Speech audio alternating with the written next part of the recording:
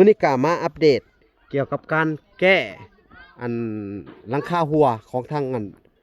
บ้านน้องตุ้ยหรือว่าเฮือนน้องตุ้ยนี่เนาะพี่น้องเนาะสิให้เพิ่นเอาน้ำขึ้นไปสะอาดเนาะนี่ในหลังคาว่าบอนใดมันหัวพี่น้องเอ้ยพี่น้องเอ้ยแล้วก็พูดเอาน้ำขึ้นไปสะอาดอยู่หลังคาเนาะสบายดีน้องๆสบายดีตุ้ยเป็นอะไรอยู่ดีมีแห้งอันน่ะมื้อนี้สิแก้หลังคาให้เด้อพากันไปเบิ่งว่าบนใดมันหัวแล้วก็ซี่บอกเพิ่นเอาไม้ไปหาไม้ไปซี่จุดบอกเพิ่นว่าบนนี้มันหัวเด้อเอาอัน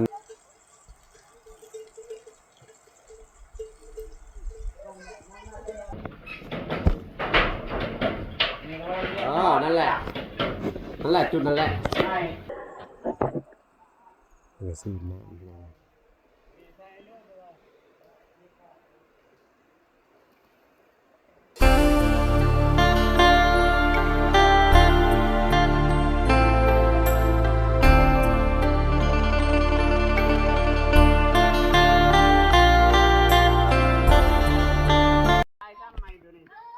เอาโอเคพี่น้องเอ้ยกราบสบายดีพ่อแม่พี่น้องเนาะ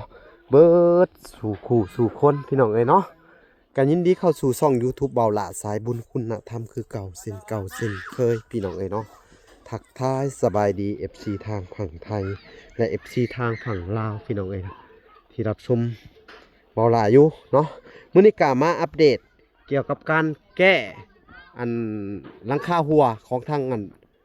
บ้านน้องตุ้ยหรือว่าเฮือนน้องตุ้ยเนาะพี่น้องเนาะสิให้เพิ่นเอาน้ำขึ้นไปสะอาดเนาะนี่ในหลังคาว่าบอนใดมันหัวพี่น้องเอ้ยพี่น้องเอ้ยแล้วก็พูดเอาน้ำขึ้นไปสะอาดอยู่หลังคาเนาะพี่น้องเอ้ยก็สิให้ทางสร้างเพิ่นลงมืออันแก้หลังคาพี่น้องเนาะหลังจากอันนี่เนาะเพิ่นก็สิเฮ็ดโครงหลังคามื้อนี้พี่น้องเอ้ยนี่เนาะแล้วก็สิให้เพิ่นอันเอาน้ำขึ้นไปสาดเบิ่งว่ามันหัวจุดใดเนาะพี่น้องสิขึ้นไปเบิ่งเด็กๆเพิ่นก็ขึ้นมาเบิ่งไม้ไว้เด้อมีบ่มันหัวบ่ได้ละไม้ไว้โอ้สบายดีน้องๆสบายดีตุ้ย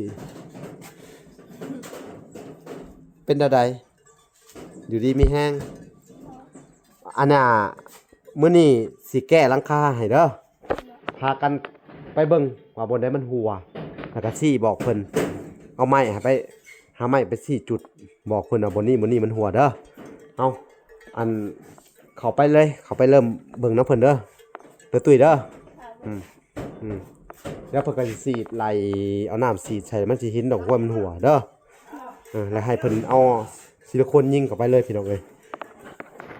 นี่ก็สิใช้น้ำนี่ได้พี่น้องเอ้ยนี่ทางเอาน้องตุ้ยก็สิเฮ็ดนี่น้องเอ้ย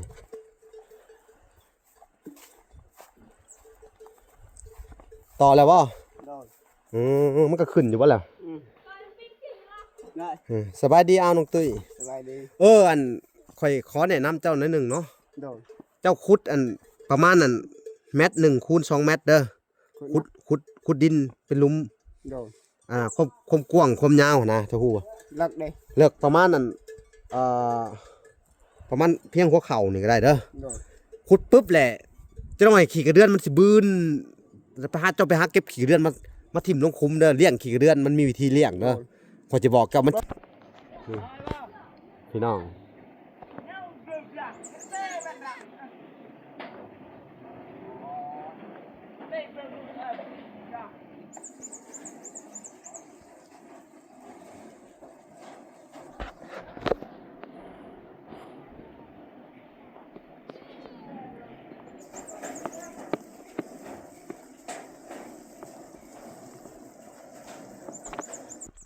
พี่น้องเลย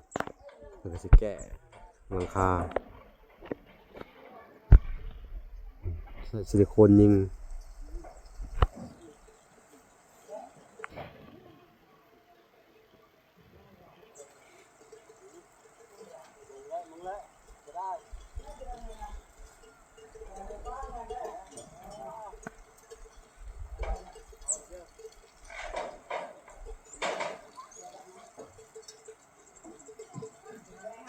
พิ่นก็สิเอาซิลิโคนยิงอัดเข้าไปพี่น้อง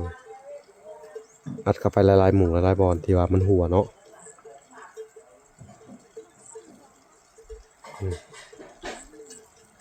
ยิงเข้าไปแล้ว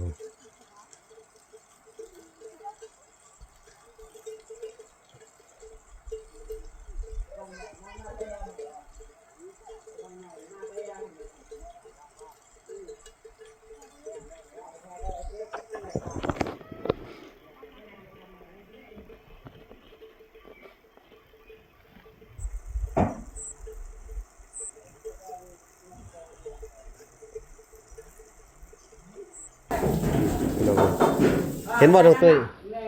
เห็นมันหัวอยู่บ่อ๋อนี่พี่น้องเบิ่งบ่ได้มันหัวนี่เนาะมันย่อนลงมานี่เนาะป้าเป็นไงเนี่ยขยะดิพี่น้องขยะเห็นได้บ่มีน้ำลงมานี่ตาได้รักเลยมึงแล้วก็ในแต่งเลยแบนมาแล้วต้องออกรักนะนี่ตัวที่น้องเนี่ยกล้วยนะพี่น้องเลยนี่ที่น้องก็จะให้เพิ่นอัน4จุดมันพี่น้องเนาะทางน้องตุ้ยก็ได้เนาะจุดนั้นเนาะนี่พี่น้องจุดบนหัวเห็นน้ำเดือดมาบอกพี่น้องจุดบนมันหัวเนาะ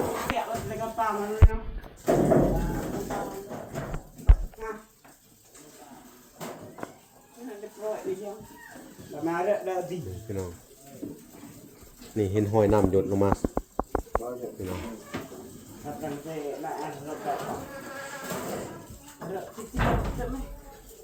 ว่าจุที่บีแตกในหมูใส่ผักเอาน้ำเพิ่นก็เฮ็ดคักจังได๋พี่น้องแต่แถวนี้บ่ได้หัวเนาะแถวนี้เนาะมีแต่ในคลองตัวนั้นเดียวเนาะอ๋อเห็นแล้วสั่นนี่เด้นี่ชายนี่มีแต่น้ำเบิดเลยนี่ชายนี่เบิ่งค่อยสิให้เจ้าเบิ่งนะ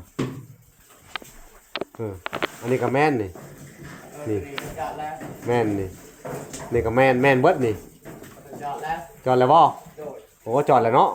เอาซะเส้นตัวนี้มันทำนี่เลยนี่มันหัวนี่ตัวนี้นี่นั่นมึงนั่งมึงนี่เล่นซ้ายนี่หูตัวนั่นแหละ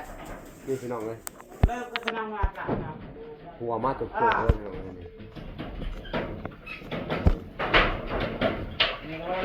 นั่นแหละจุดนั่นแหละใช่เลิกคนไหนอ่ะเนี่ยครับเบียร์พอดตัวเซนเท่าแม่จะแจก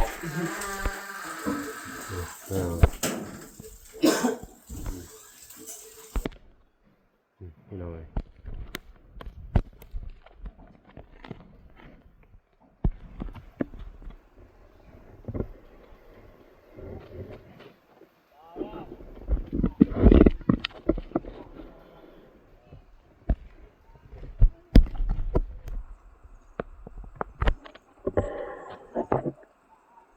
ซีมาก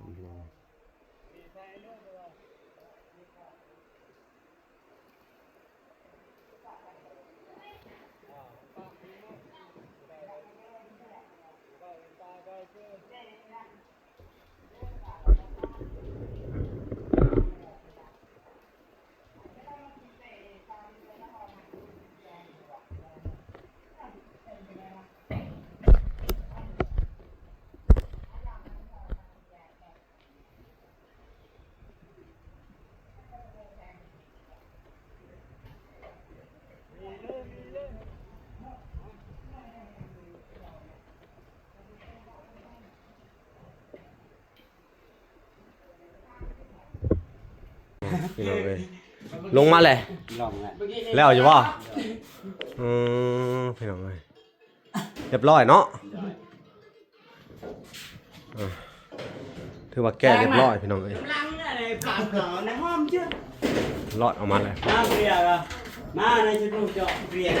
ชุดลูกเจาะนะแล้วอะไรเอ้าเจียงไปเจียงไอ้กรรมการนี่ก่อนเนาะเขาได้เงินแล้วเขาปอกมาเลือดไป2 คนนะเฮ้ยหมัก đôi này xích hai bẻ nó vô sẽ đang ngon chứ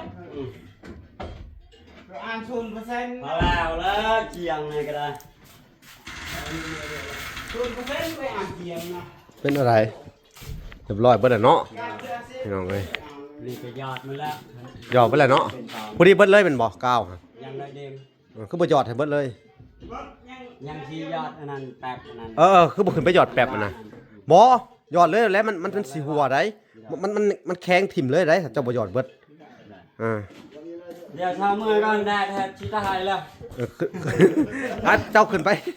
พูดให้ช่างง่ายขึ้นพูด พี่น้องเอ้ยเนาะทางสร้างเพิ่นก็แก้หลังคาเรียบร้อยแล้วเนาะพี่น้องเนาะบ้านนี้ก็มีแต่ว่าบ่มีหยังล่ะพี่น้องมีแต่ว่ารอถ้าอันหลังคาบันไดพี่น้องเอ้ยเนาะแต่ว่าทางซุเพิ่นก็ยังอันหาไม้มายังบ่ครบอยู่เนาะทางวลาก็ยังสิได้มาจ่ายค่าไม้เพิ่นทีหลังอีกเนาะเพราะว่าหาไม้มายังบ่ครบพี่น้องเอ้ยเนาะพี่น้องเอ้ยนี่แหละมีแต่ว่าเฮ็ดอันนั้นแล้วก็แล้วได้บัดเนาะหลังคาบันไดเนาะ นะครับได้ยังแต่เช้า